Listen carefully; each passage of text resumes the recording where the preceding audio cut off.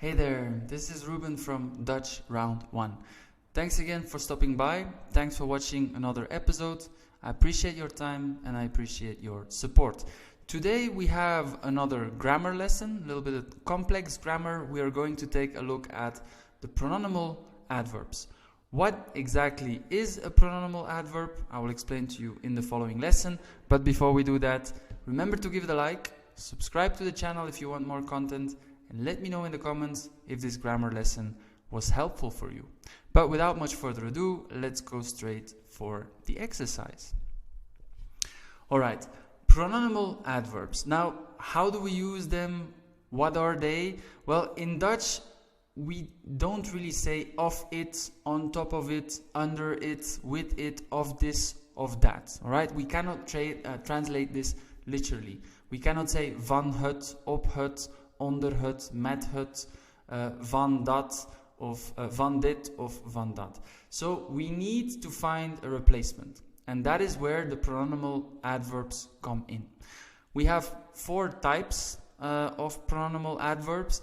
We have the personal ones, the demonstrative ones, the interrogative ones, and the relative ones. Alright? So once when you were reading texts in Dutch, you were seeing words as Erop, Ervan, Ermee, daarmee, hiermee, daarover, waarover, waarvan. And maybe this was difficult for you to understand. So basically my aim today is to make your life a little bit easier. And I will show you different examples of all these pronominal adverbs. And by the end of the lesson, I hope that it becomes a little bit clearer for you. Alright, so we go to the first one. And the first one is a personal pronominal adverb. Now, these types of adverbs replace of it, on top of it, with it. Alright, so here we will use If you're not sure how to use in the Dutch language, please click on the link which you will see appear right now, because this is a video I made on how to use the word in Dutch.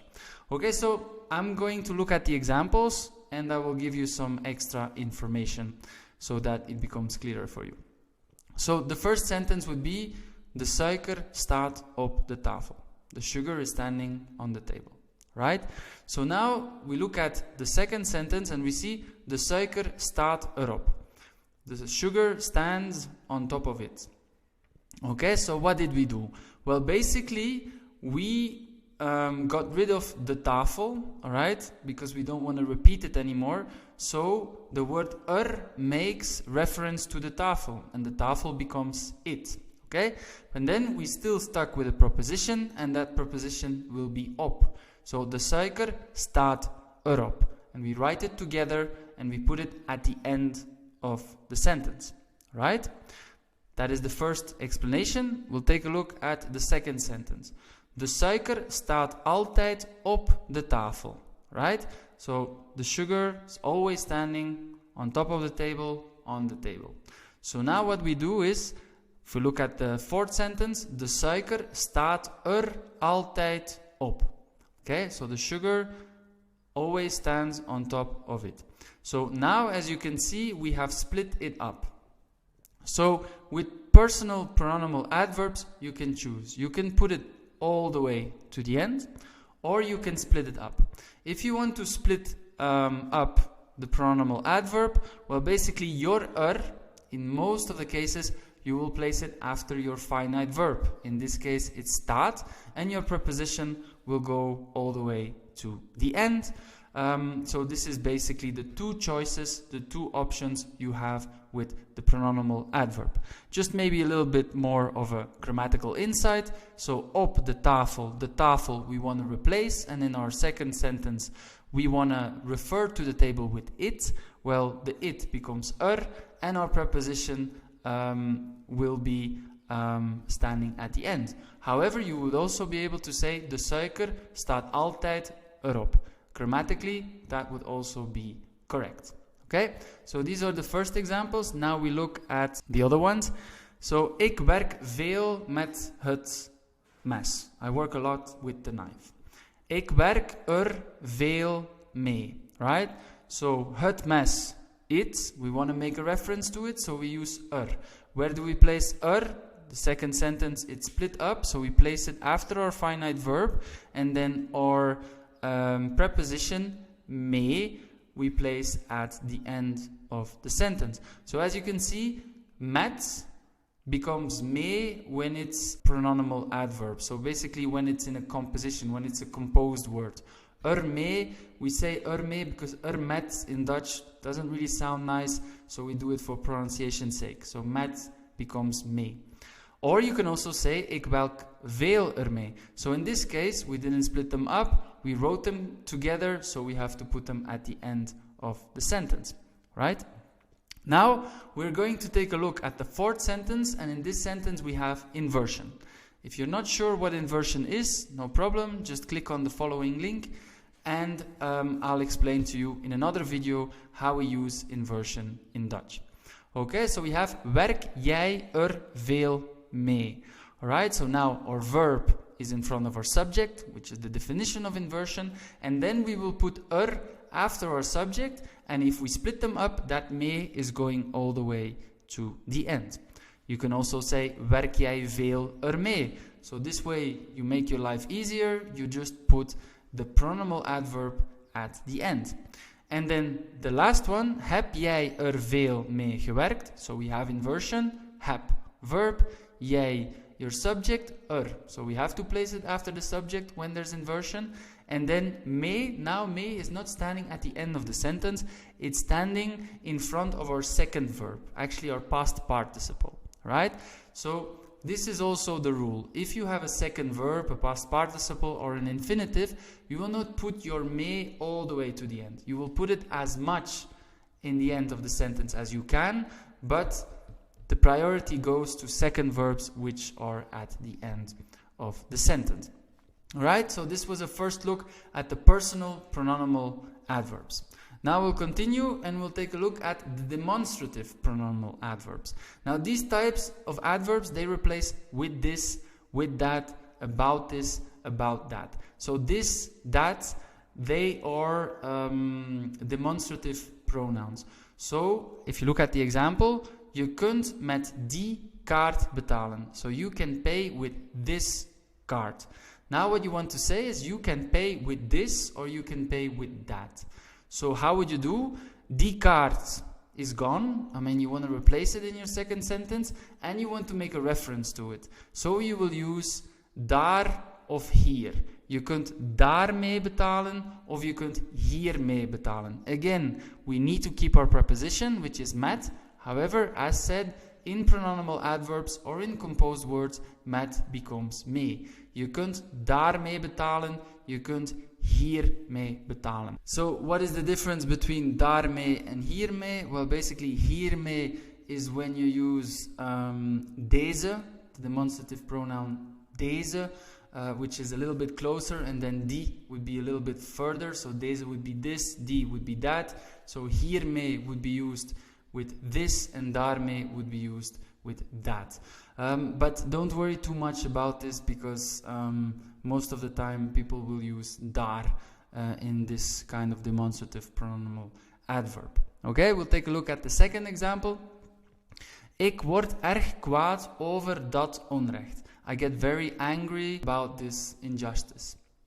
Okay, so what you want to do is dat onrecht, so you have this injustice or that injustice, so you want to replace it, so that will become daar, and then you still have a preposition which you have to paste as it were to the pronominal adverb, so you'd say daarover. Ik word daarover erg kwaad. Or you can say hierover word ik erg kwaad. Position, or you place it after your finite verb, or with daarover and hierover, with daarmee, hiermee, you can also place it at the beginning of the sentence.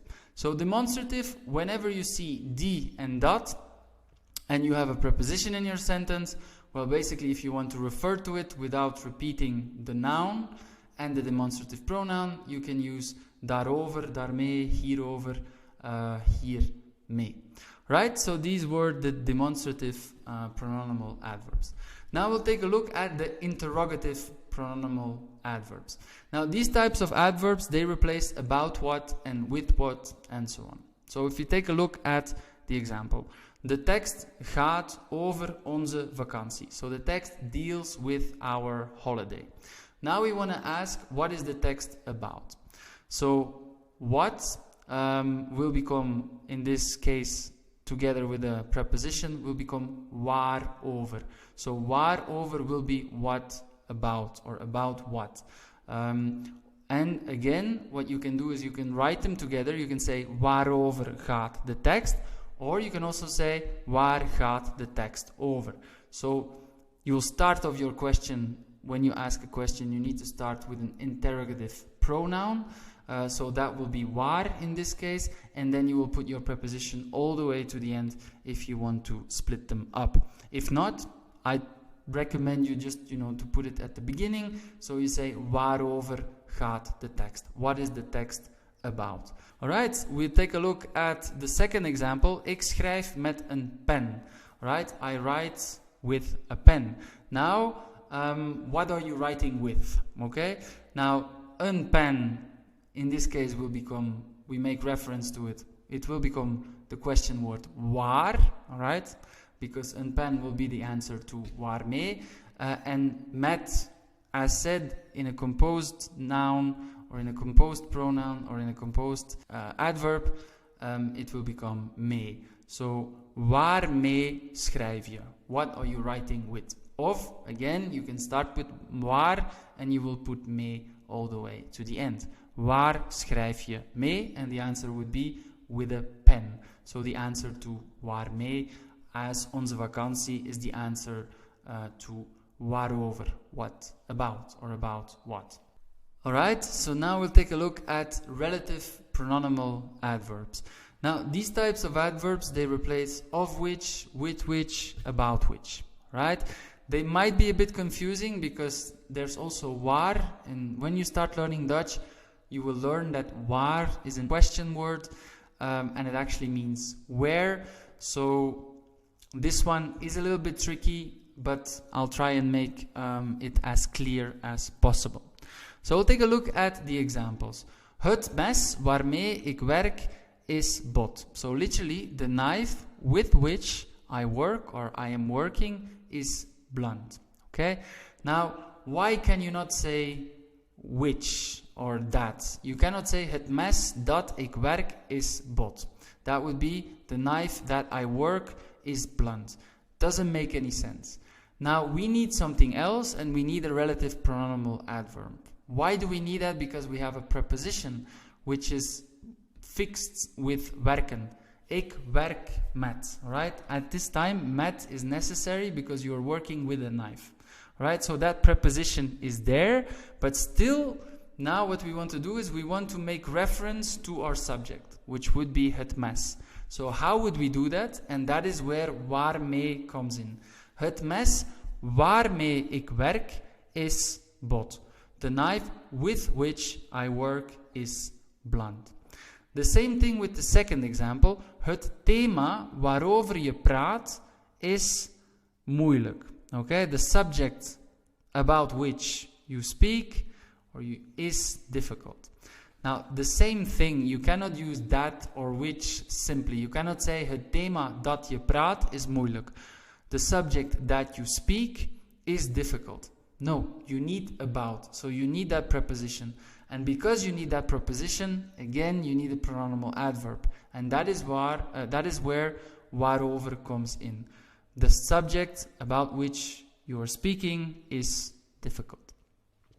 And then we take a look at the last one. The song that I like or that I love is playing on the radio. Now, in English, you can actually do that. Because you can like something, you can love something, you don't need a preposition. However, in Dutch, houden van means to like or to love. Okay? So, again, we need that preposition. And that is why we need waarvan. So, literally, in Dutch, we would say, the song of which I like, of which I love, is playing on the radio. Okay? So, that is why we use waarvan. These are the relative pronominal adverbs. And now we come to the end of the lesson. I know this grammar is a little bit more complex. I hope I made your life a little bit easier. Also, if you can use these pronominal adverbs, it will make your life a lot easier regarding compound sentences. But I do agree, it's not the easiest piece of grammar of the Dutch language. I'd like to thank you again for watching. Remember to give it a like, subscribe to the channel if you want more content, and let me know in the comments if this lesson was useful for you. I'd like to thank you again. I wish you a great rest of the day, and stay tuned for another episode of Dutch Round 1. Ciao.